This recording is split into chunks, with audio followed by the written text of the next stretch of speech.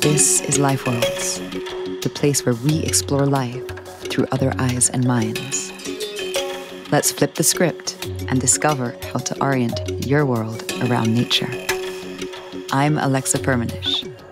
Come join me as we get down and forage for fungi, stalk coyotes, draft laws for rivers, hum with beehives, sing bird language, and help beavers to dam again. Let these stories spark your reconnection to nature's multiverse. Learn how to bring ecosystems back to life, become an agent for other intelligences, and begin to see how you too are the sum of all life worlds.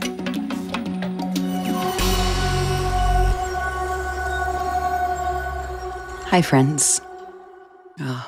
Seeds. The seeds. Memory keepers, speckled time travelers, capsules of deep earth wisdom, a mother encasing her living child, preservers of indigenous ways. As I think these words, I twirl and stroke 3 dried corn seeds in my left hand, rubbing my fingertips over their smooth skin, exploring the indents where once they held firm to their mother cob. I observe the mottled patterns of sienna brown and taupe blushes on their skin, their silken sheen as they catch the sunlight. What a mystery. Rowan White, an indigenous seed keeper from the Mohawk community, speaks of the intimate immensities of seeds. I feel them here, eternities in my palm. Heartbeat, expansion, contraction, pulsation. A whole field bursts out and then compresses to carry through the secrets of life once more. To control seeds is to control life, or perhaps rather, to know seeds is to know the keys to life. Existence can wait suspended in animation a seed, sometimes for over 2,000 years, just waiting for the right conditions to germinate. To be a seed, perhaps, is to experience time stretched out in ways I would struggle to comprehend. To be a seed is to hold the genetic code of turning starlight into matter, of morphing your body into soft green tips that tremble in the wind and drink fire. Of the many, many plants and trees we see around us, such as angiosperms, which are the flowering plants, the grasses, the apples, the oaks, the orchids, and gymnosperms, such as pine trees, cedars, and junipers. Many, and indeed most, would not exist without the ability to propagate their seeds. And so we can very well say that our human and animal food system is almost entirely reliant on how seeds express these mysteries in harvests across the land. Throughout time, humans have migrated with seeds. There is a deep co-evolutionary relationship that exists in your bones between humans, land, ecology, and seeds. We would breed and keep the seeds that we knew would hold us through times of difficulty and those that would bring resilience to our children's bodies. Seed keepers are therefore those who collect caches of seeds to safeguard the crops that are crucial to a community's way of life. When humans forget, it is the seeds that remember. It is they who will know what has been forgotten. They know about drought, plagues, silk roads, drops of copper coins, the bite of antelope's teeth, the graving of mammoth feet that once used to roam the land. I remember once in Ticino, Switzerland, I hiked up a mountain on a glorious, sepia-lit autumn day and visited an ancient grove of chestnut trees, some of the last of their kind that still live amongst us here in Europe. One of them had been hollowed out by fire many, many moons ago, but it was very much still alive, like a bamboo shoot, all green and ripe along the edges, and I crawled inside its sooted trunk, where I found to my delight a carpet of fresh chestnut seeds. I held one of those in my hand, marveling at all the information it must hold, knowledge from a time maybe even before Christ, memory of empires and religions and farming and all the trials and tribulations of the human race that could have been witnessed from this hilltop. What would this chestnut seed tell us if it could speak? If I was a seed, One of the things today I would tell the humans is this: you are losing us. Agriculture has become agri-business. Hundreds of thousands of plant varieties have been substituted by a small number of highly uniform commercial varieties. This is a time of mass genetic erosion. Almost 94% of vegetable seed varieties have been lost in the last century alone. It was the advent of hybrid seeds that spelled this downfall. These new versions of seeds can only propagate for one generation, and then they go bad, which is a profound violation of life's regenerative capacity. What does this mean? It means that farmers must go out and buy new seeds, enmeshing themselves in a perverse system of dependency on one or two global suppliers. And so, suddenly, in the 20th century, for the first time in history, a seed could be patented, could be privately owned. The control of life became privatized.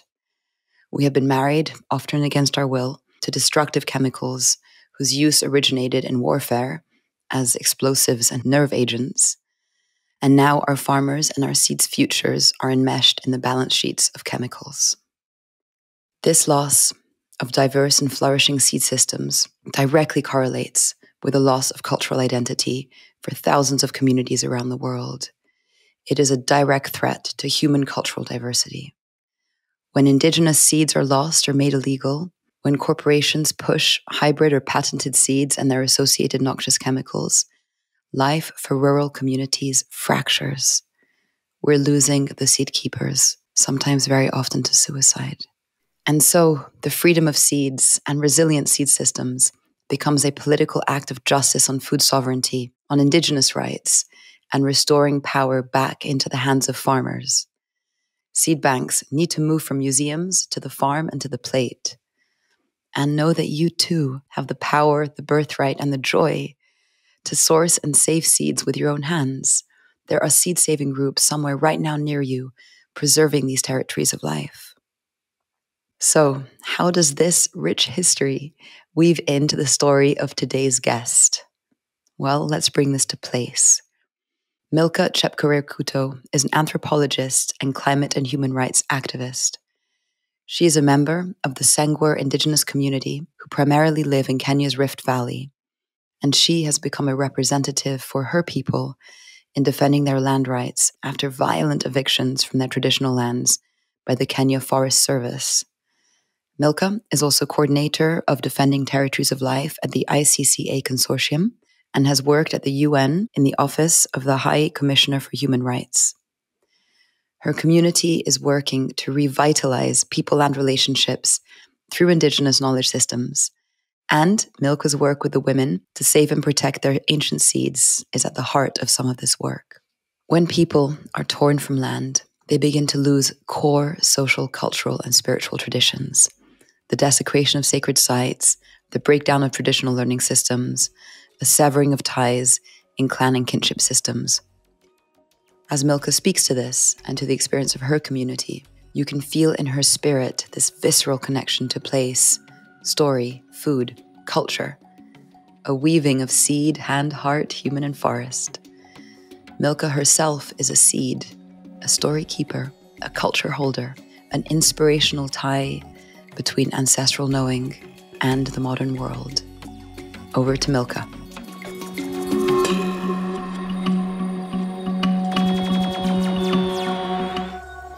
Milka, good morning. How are you? Good morning, Alexa. I'm doing very good. How are you? I'm very good. I've been spending the last hours and days just reading about you and all of your work. And I find everything that you do just so deeply inspiring. How you're working to rectify all the injustices that have befallen your community, all these evictions and severance that your people have faced from the land. Milka, I don't know how you find the courage and the force to do all of the things that you do. And now it seems that you're elevating your traditional ecological knowledge systems as a foundation in how you weave back the community's fabric, social and ecological. And there's so much for us to get into. But first, I wanted to start us off by having you bring us into your world. So what's it like in your ancestral lands in the hills? I'm not going to pronounce them correctly, but the Cherangani Hills in Kenya, and in the Mbobut and Capulet forests. Please forgive my pronunciation, but if we were there with you right now, walking in the land, what would we see? What would we feel? Carry us there with you before we start. My name is Milka Chepkorir. I like it most when people call me Tala because it's my clan name. You know, the females of the Talai clan. Our totem is the crown with a white strip on the neck. So we are associated with a lot of peace and a lot of knowledge on our lands. I come from the magnificent hills of Cherangany, and they are stretchy hills across what is called the North Rift Valley in Kenya. Very beautiful green hills with natural forests, very nice trees, tall, short, thick undergrowth in the forest. And so we have lived in these hills for time immemorial. You know, since Kenya became a colony, we then became divided into different regions of our huge hills. That is why you mentioned Kapolet Forest, Embobut Forest, Kapkanyar Forest, which are all on the stretch of the hills from which our ancestors hailed, and we still live there. So throughout the hills, it is almost the same climatic conditions and very beautiful tall trees, really nice undergrowth with climbing trees that are fruity. So we have a lot of indigenous fruits throughout our forests, and we go in to eat them. We did it more when we were younger, so you could find, like, even today, small round black fruits, find others red, very juicy, very nice. Of course, there's a lot of honey with trees and how we take care of our trees. Then there's a lot of flowers and the wild bees making honey in the holes of trees, or even our fathers and grandfathers putting up beehives. So this is also in every part of the Sengwer land, Embobut or Talau or Kabolet, and we have taken honey more than anything else in our lives, I would say. Either mixing it in water to drink, the water to go to school. It's nostalgic, really, to say the least. Not forgetting the many medicinal plants that we have in our forests.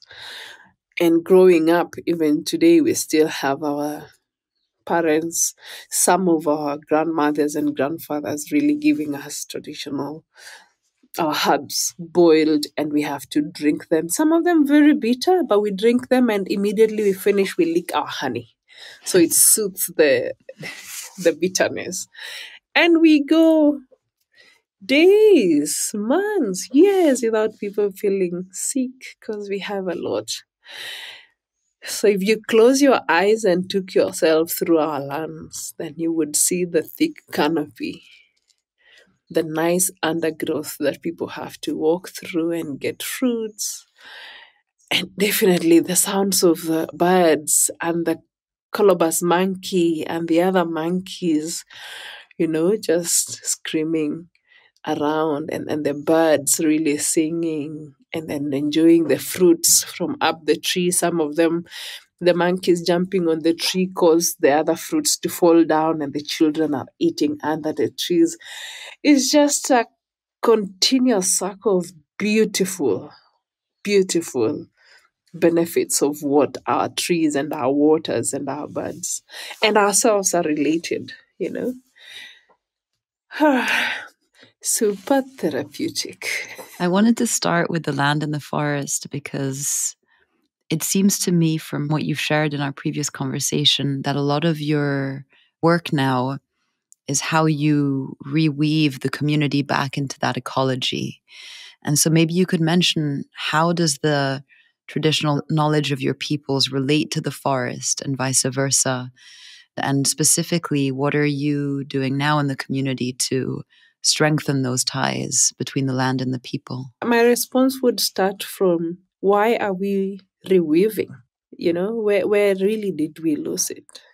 How did we go off the track? And so why are we doing what we are doing?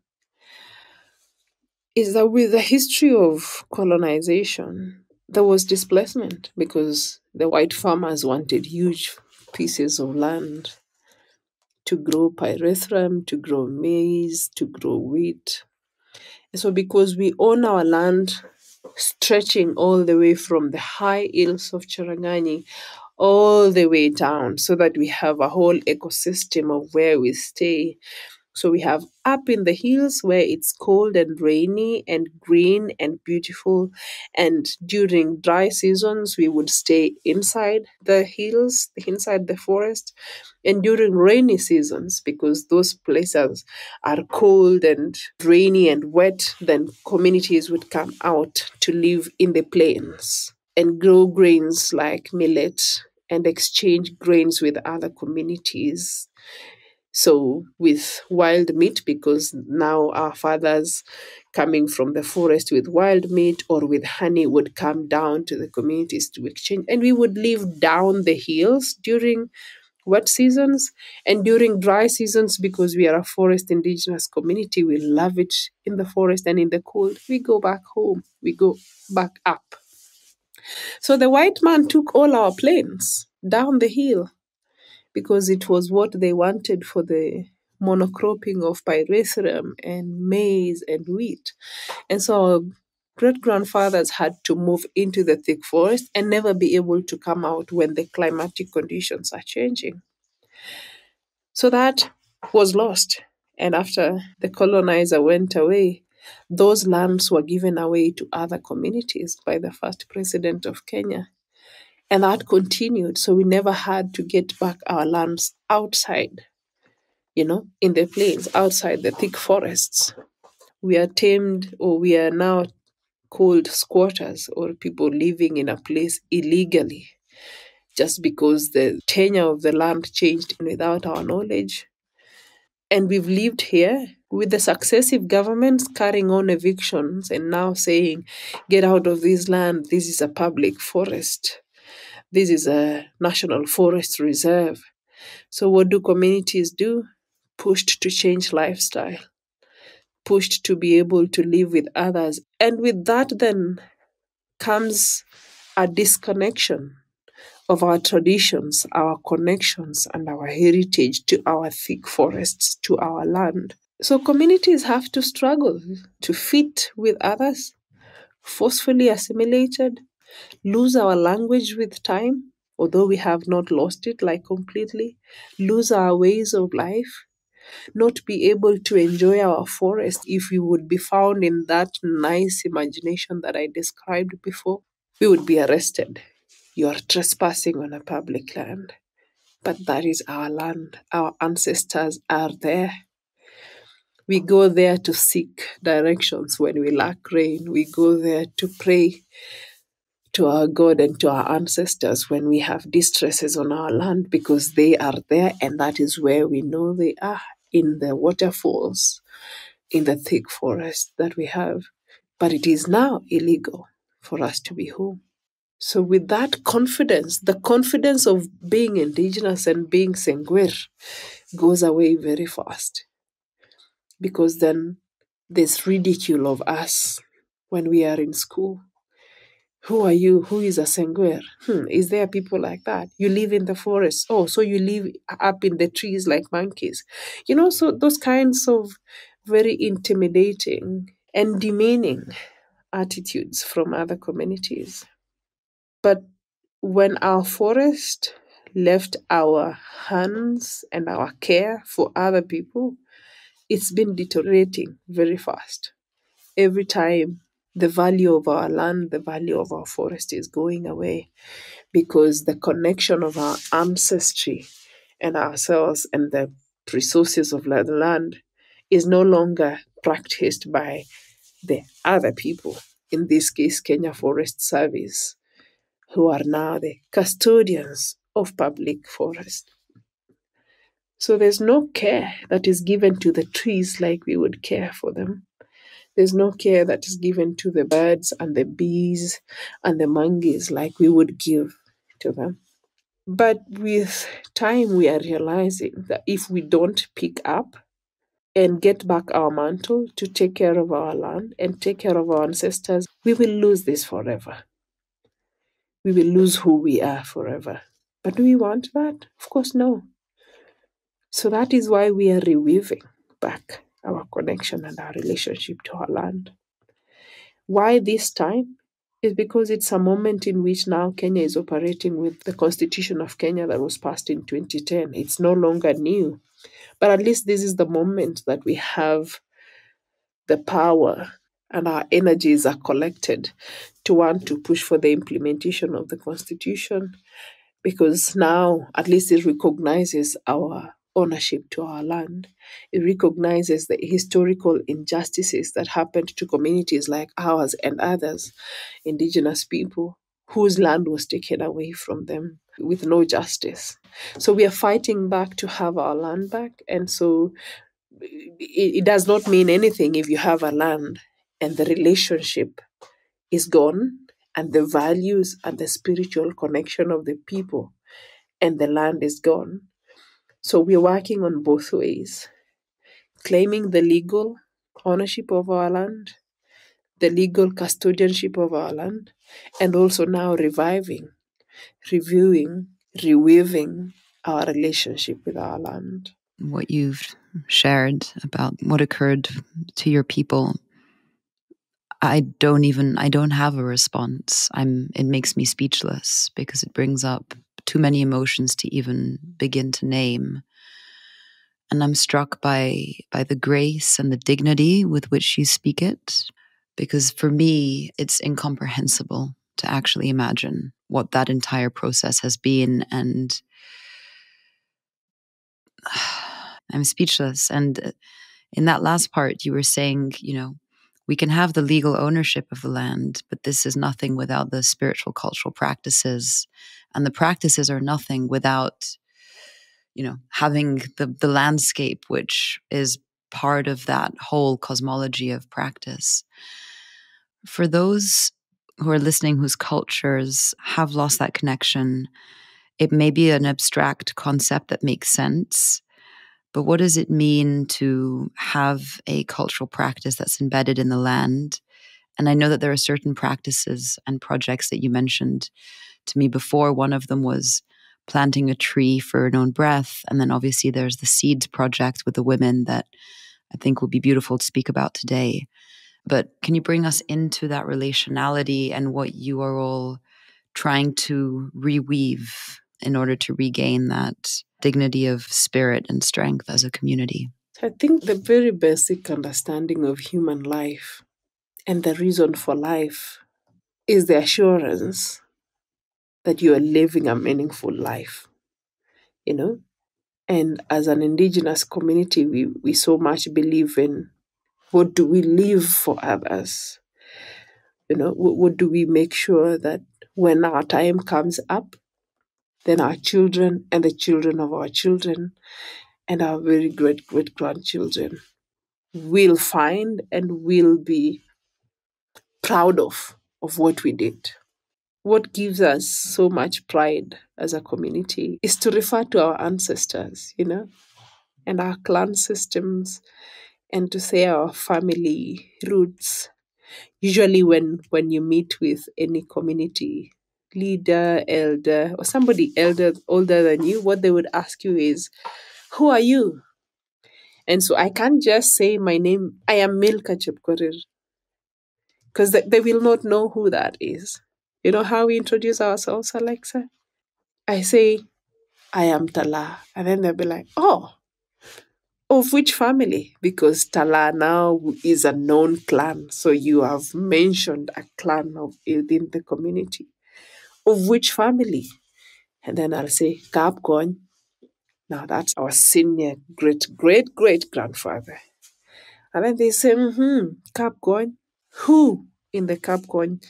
So you say your father's name, but their Sengwer's name, so that they know which age group, which age set, where in the family tree you come from. Because you, as a person, we don't introduce ourselves in singularity. I am not just me. I am me, I am my clan first, and then I am my family. So I have to refer to my father because he's the one who gave me the clan. If people don't get to know him, then you have to mention your ancestral region because all clans had ancestral regions or a feature that that clan came from. So for me, many of us pride ourselves with a hill within the hills of Cherangany. It's called Kiptaber. So if I tell any elder, I am Cheptab Teber, I am the daughter of Kipteber, that hill, then they will know which clan I come from. Or someone else says, I am so and associate with a part of our ancestral land, then you know which clan they come from. You know which people. And that guides a lot of things within the community. It guides how you relate to each other, how you speak to each other, everything. And with that, just how we were introduced into how you introduce yourself has a huge spiritual connotation and relationship to our land. For example, Mount Kenya is a feature within Kenya. But I am not chipped up Mount Kenya because that is not my land. I am chipped up Teber because Teber is the hill on which my ancestors originated and lived in, and that is my clan ancestral heritage. So it goes deeper than who you are, but your spirit and the connection of your family and the connection of your ancestor and where those ancestors are and where their spirits are and where you need to go as a clan member to intercede for your ancestors and where you have to go as clan members to do your rituals, to thank God, the Creator, to give thanks when you have abundance of honey harvest. Now, the hill that I am associated with has the crown that I told you with white neck, and that is our totem. Another clan has their totem as elephant. Another clan has their totem as buffalo. Another clan has their totem as hyena. So all of us, when we interrelate, when we intermarry, make sure that I, as a crown, take care of someone that is a hyena.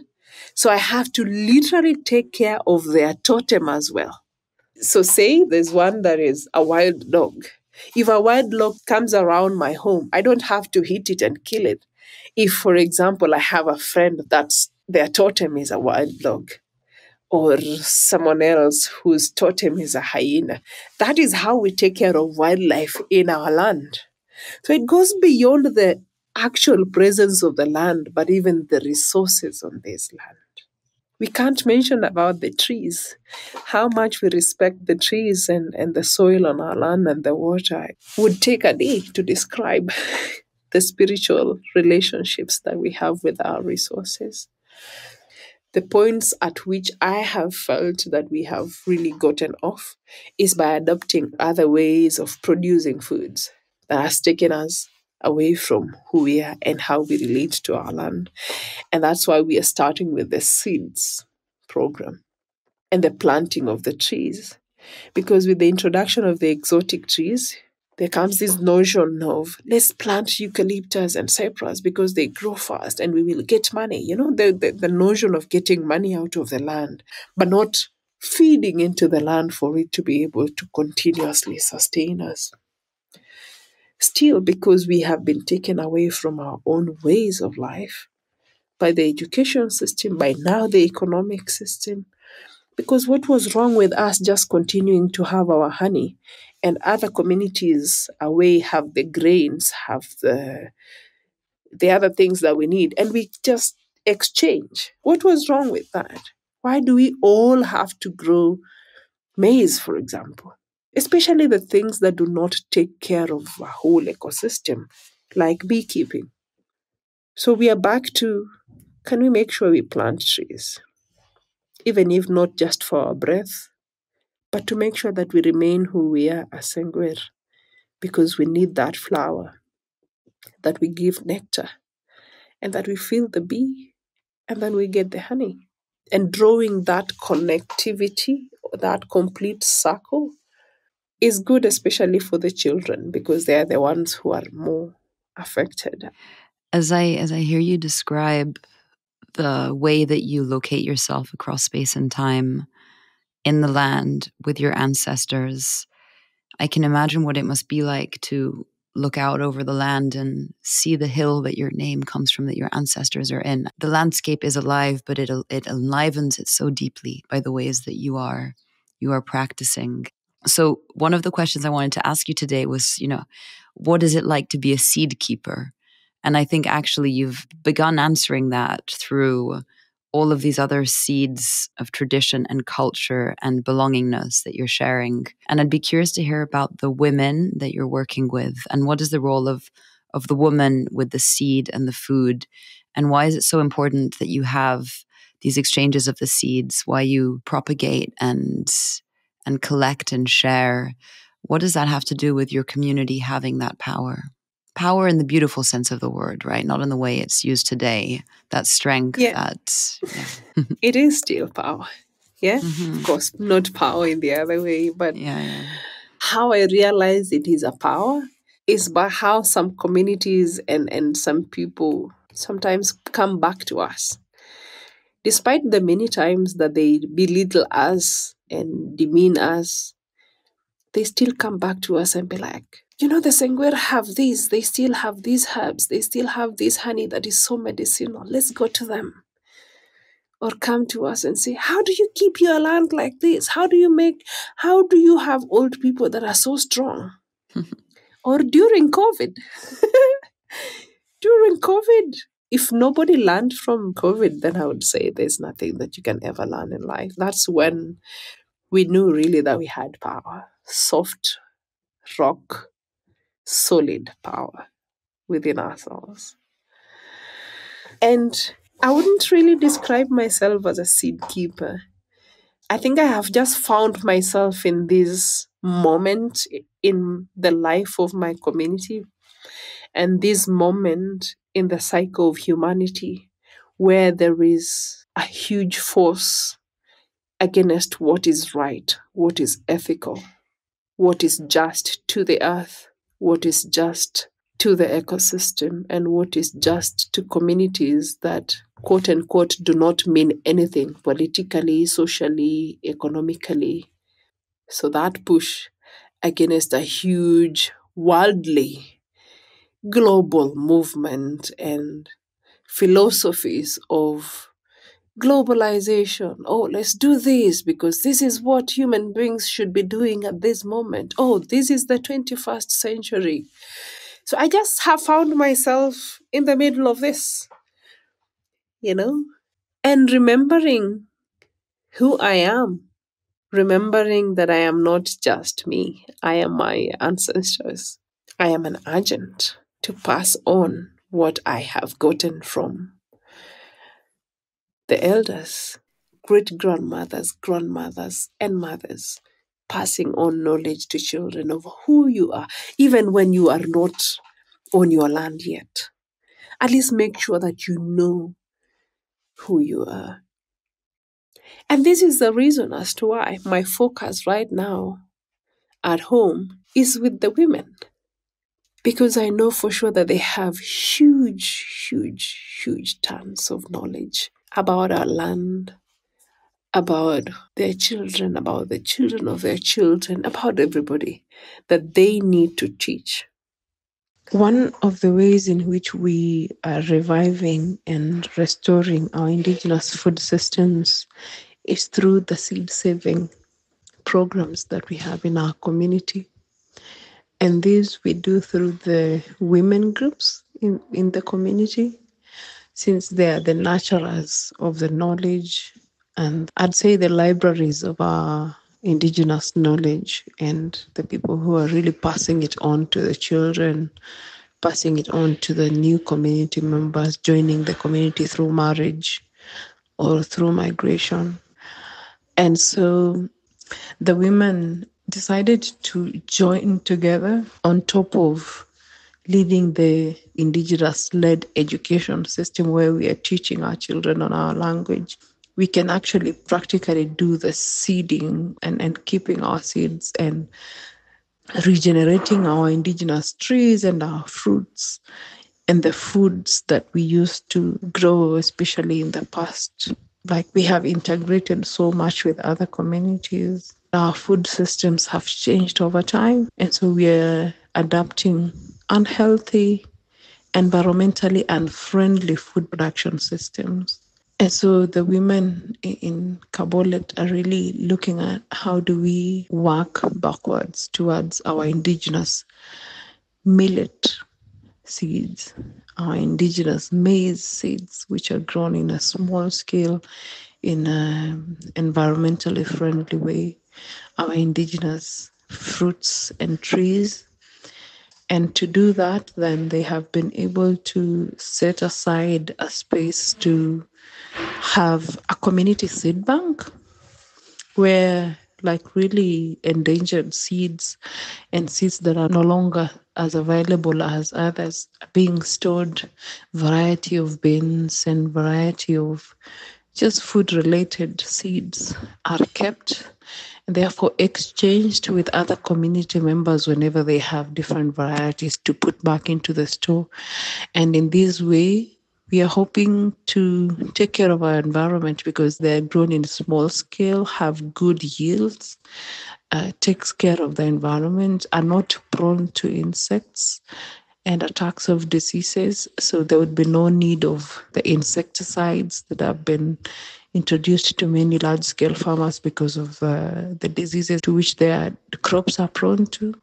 So growing these seeds not only enhances our indigenous food systems and restores our knowledge on our own foods, but helps us to walk back to where we are taking care of our environments and even more effectively because then we are handling our foods. We are handling what goes into our bodies.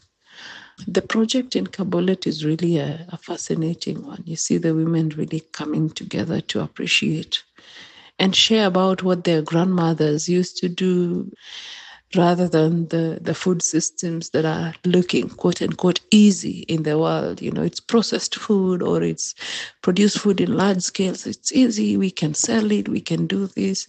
But we're looking at how can we produce food that takes us back to our roots, that takes us back to us taking care of the land on which we are on rather than exploiting it just for our own benefits.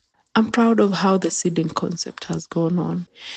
And, you know, the concept of something starting small as a millet seed to grow and produce more is what the women have adopted to say, even if we lost this and this and this, it takes just a few of us or even one person to tell us how it was, and then we will propagate it, you know, just the way you propagate a seed to have more yield or more seeds. And I can't wait for when we will really know about our indigenous trees, our indigenous fruits, our indigenous foods in our own languages and fight against this pressure that comes to us that makes our foods, our ways of life, our languages sound less important than others. And with time and the changing land use systems, there's been a bit of the losses of these indigenous fruits. And the women, through the tree planting initiative, which they came up with before the seed program, are really restoring and regenerating and making seedlings of the specific indigenous fruits that have been lost within our territory.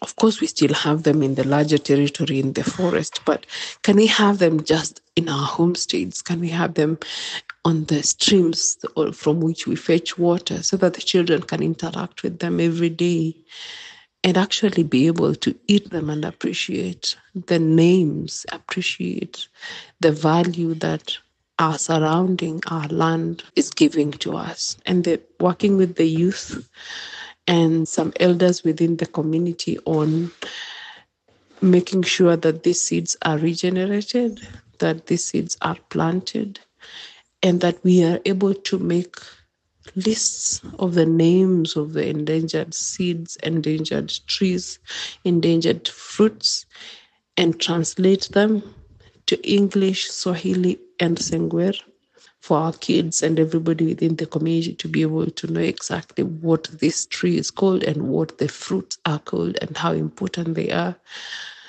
and all the indigenous knowledge systems that surround them. This has been initiated by the women, but it's really going out to everybody within the community. And there's now collective work towards everything that is happening. A collective unit like we were before, like our ancestors and our great-great-grandfathers, before this individualized system of food production, of everything came. We can't wait for what the future holds for us. I mean, it seems that the relationship between extinction of language, extinction of culture, extinction of landscape, it's all linked, and now extinction of food. And I really wanted to ask you the relationship between the sort of traditional foods and how that links to the practice. Maybe it's the seed saving or otherwise. Can you bring us into what that food system is like when it's practiced well and what you're bringing back? Because it's these little time capsules that exist inside of us are also the ones that exist in the land. And, you know, you have this monocropping occurring. And so there are all these parallels happening at once. And I don't think that it's obvious necessarily how like the deep, deep, deep diversity of the foods are reflected in these little seeds that also become extinct and are reflected in the women who are often the ones who are cooking and preparing these ancient recipes. And so I know we're coming up to the end of our time, and it might be a beautiful way to close our conversation. But I'd love to hear about the life story of some of these foods that your community ancestrally engages in, eats, cooks, and how you reweave that back in. So I'd say we didn't have many foods that's cooked traditionally. We ate wild meat, which most of the time would be roasted and dipped in honey to preserve them over time, and that would be eaten. And more of eating of honey and some edible leaves and our indigenous fruits, a lot of it. So that's what we would traditionally produce mostly. But what we would do with other communities, and I think now that is the aspect that many people speak about, is how would we claim who we are without others? We wouldn't exist without others. That's why we have our neighboring communities that grow other foods. And then we would exchange with what we have. So that now we had the millet to get the flour to eat what we call ugali with our meat. And we would exchange for other types of food. But again, with time, I would now focus on one of the foods that's my favorite, I would say, is honey, really. People no longer view honey as food. They just think it is a sweetener. It's an alternative to sugar. I don't look at it as a source of food that many communities depend on. And so our community, how we would do honey now, drawing a whole life cycle of our honey, is first it starts from how we take care of our trees, flowering trees. No cutting of trees, of course. Making sure that we have many of our trees really producing enough flowers.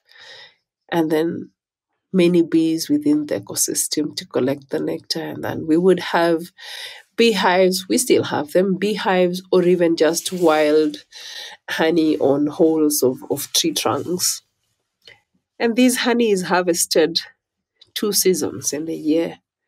And they both are different types of honey. One is more medicinal than the other, depending on which season, because there are moments of the year that the nectar is thick and more medicinal than during the rainy season, for example, when the nectar is light and not really concentrated. And so those different types of honey is stored in different ways, different containers, buried in the ground, so that we take care of ourselves during famine. And so the great grandfathers, even our fathers, would bury them down and then go scooping during famine, or even just during when people needed honey, or even when they needed it to preserve wild meat, because you roast the wild meat and dip it in honey and it gets preserved there. It wouldn't go bad. And then it's scooped and we would drink. Like I told you, going to school during primary school, the drink we would take in the morning when people take tea and coffee and whatever they take in the morning is just honey mixed in water and sealed. And then we take that water and go to school. And we would be good. That would sustain us because of the amounts of glucose or sugar that is in that drink. And so that is how our honey is kept. But we have different trees that flower seasonally. So we have one of these trees that flowers in our region, I think, in intervals of 10 years. And it produces a very thick green honey, super medicinal. And the elders would get that honey and keep it because then they know that it is for medicinal purposes. It would stay that long period to be used within that long period because, again, that flower doesn't come as often. So that is the beautiful cycle of our honey. Why we are reweaving it and how we are reweaving it is just because first people think food is just the monocropped plants or everything else that is exotic and not our own things. But everything else that is exotic comes to clear the land, clear the vegetation. You have to grow potatoes, please spray this chemical, put this fertilizer. Everything that robs the land its glory kills the microorganisms. But what we want to do is turn it back and say, hey, we have been doing the opposite of taking care of our land. And who are we? We are a honey community. How do we make sure we have honey? We don't have to spray chemicals because we will kill our bees. We don't have to cut trees anymore because we need the flowers. Actually, people are getting sick with the other foods. Can we go back to our foods and not get sick? So we do not need the dispensary that is put in our community right now? People are like, yeah, so let's walk back to planting our indigenous trees because we want to return back our honey system. And Alexa, I'd like to say that this honey production system that is so known of the Sengwer because it is our way of life is not just a honey business thing. It's not just a honey talk thing. The same trees that give us the flowers for the honey are the same trees that give us our precious indigenous fruits that we eat.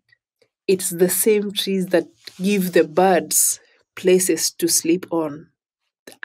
I have not seen birds making their nests on cypress and these other exotic trees and eucalyptus. Not even birds live on them. So why would we have them on our land? So let's go back to the trees that give us fruit, that give us enough air, that give us enough flowers to give us our honey. If anything, if we would ever want to grow something else, then we would grow them under the trees and make sure that we are taking care of our land as beautifully as the Creator gave it to us to take care of it, than the other relationship that looks at land as something that we need to extract from every year. Let's get this, let's sell the tree, let's plant maize, let's sell the maize, let's get money. We can't relate like that to a land that gives us life. It will deprive us that life one day, and then it will revive itself and go on. Wow, that's so powerful.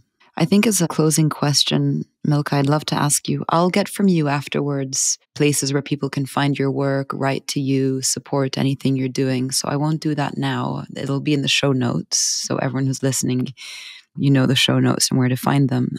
What would you tell people who are listening to this and they're like, I want to live like she's living? You know, there's this profound longing in our society to have this connection to land, but maybe we don't know who our grandmothers are, or there is no forest where, I can go and make the honey, the sacred nectar of life that you've been describing. So, for people who are in an urban context or don't have their ancestry alive in the ways that you have, despite all of the challenges you face, how would you tell them to receive this gift of everything you've spoken and then bring it into their life? It's a hard question, I know, and I'm sorry, I know we're at the end, but it's an important one. The how to do it is to recognize that humanity is one and that all of us have the responsibility given to us by the Creator to take care of what we have been created to take care of. How to welcome this to your life is to remember that nothing that came in between here makes you or validates anybody's ignorance and arrogance towards the planet and towards nature, and especially towards communities who have been taking care of their lands for everybody else. By that, I mean not anybody's education, levels of education, not anybody's placement on the planet, anywhere on the planet, not anybody's political placement or riches gives us any validation to disrespect our urgency to take care of the planet. And then that is to say that you don't have to be in a forest to take care of a planet. We don't all have to come from forests. People live in the arid areas, in the Sahara. People live in the urban centers. Just take recognition of who you are and where you are and what best you can do to the planet. Let's not be drawn into this. You see the way monoculture happens? There is a mono behavior, mono ways in which we need to do things. We don't have to be the same. We don't have to be uniform. We just have to be human and relate to the earth with the dignity in which it deserves. So if you are in a system that is causing injustice to the earth and to communities that are taking care of it, then what you need to do is to call that out and not be the part of that system. That is the best way for you to know. Because again, self-evaluation tells you who you are. You know which system you are in that is not supporting the taking care of the land. You know which system you are supporting or you're contributing to that is helping multinational companies to deprive communities of their rights. You know which system you are. Say, for example, if you work in the chemical industries, especially the ones that are doing the agricultural chemicals, you know definitely what is going to happen with what you're making, introducing diseases, not just to communities that are undeserved, but to everybody. It's cancer everywhere. So whatever you're doing, take self-recognition and the spiritual awareness of who you are. And by that, I also do not mean that you have to be religious to know your spiritual connection as a being. Know your spiritual alignment and do just the right thing. Milka, I got chills, and I think we all have more self-knowledge than is sometimes comfortable to look at in the mirror. And that dissonance can be very strong. I face it in my own life and in moments, and the way you speak just carries such potency that it goes right to the heart. So thank you so deeply and profoundly. It's time for us to close. Is there any last thing you would like to say or share before we close this container? Maybe the last thing I would say is I know people are desperate for change, especially the few people that are trying to do the right thing and people who do not work on the other system of destruction and injustice, because the efforts are not as much as what we need. It's a few people, it's people that do not have the power that you talked about the other time, that political, economic power.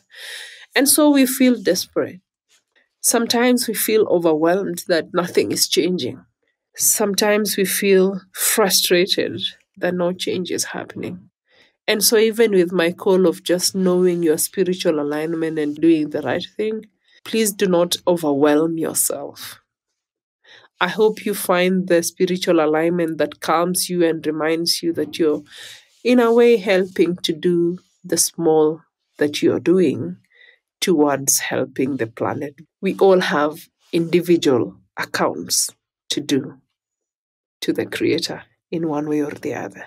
And if you take care of that, then you will live a meaningful life. And everybody has a role to do. No one has to be like, no, that's for activists. Oh, no, that's for so and so. It's all of us to do it. And the sooner we do it, the better. But don't get overwhelmed. Just do the much you know for sure that's all you could do, and do it again tomorrow, and do it again tomorrow. And we will get there. I believe so. We will get there. It's so important. I shared with you yesterday, I was having a dark night of the soul myself. So thank you. I'll take that advice, and I believe you. I know it to be true. Thank you from this part of the world to you and to your land and to your people. Have a beautiful, beautiful day. Thank you so much. Have a very beautiful day. Let's go out and be good stewards of the world. Yes. And so that was Milka speaking to us from her homelands in Kenya. As I said in the beginning of the episode, to control seeds is to control life. And there is this profound co-evolutionary relationship between humans, the land, seeds, forests, our fields, our food. I hope that following this episode, and not just the story of Milka, but of her community and of what the women and the people around her are trying to resuscitate, that this loss of cultural practices, of roots, of being torn apart from one's homeland, can also lead to a process of reconciliation and return to the land, which must involve in some way our relationship to place. And if we're looking at place, we're looking at seeds, so often forgotten.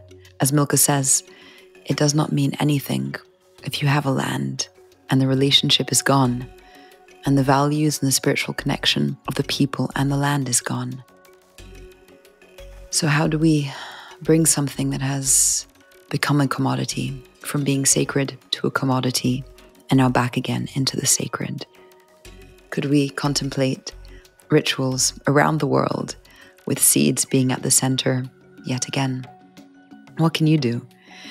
Well, the show notes point us towards the way. There are organizations to join, courses to take. Day by day, you can call out the injustices and begin participating in these parallel systems of exchange, of reciprocity, of connection to other humans and to place through what we grow and how we grow it. It can even start very simply by thinking of your favorite foods and asking yourself, what do their seeds look like? Quick Google search and you might be astounded by what your carrots or broccoli or pineapple, wherever you may find yourself, out of what this beautiful bounty emerged from and will return to again. So that's it for me for this episode. Next week, I am speaking with a very special guest, and we will be journeying up the stalk of life from seeds to plants, and exploring the realm of plant sentience and plant intelligence. We'll be learning some of the astounding scientific discoveries about what our plant friends out there are actually seeing and perceiving. So, wishing you a wonderful day and hopefully a newfound connection to these little time capsules of life that are everywhere around us. Thank you.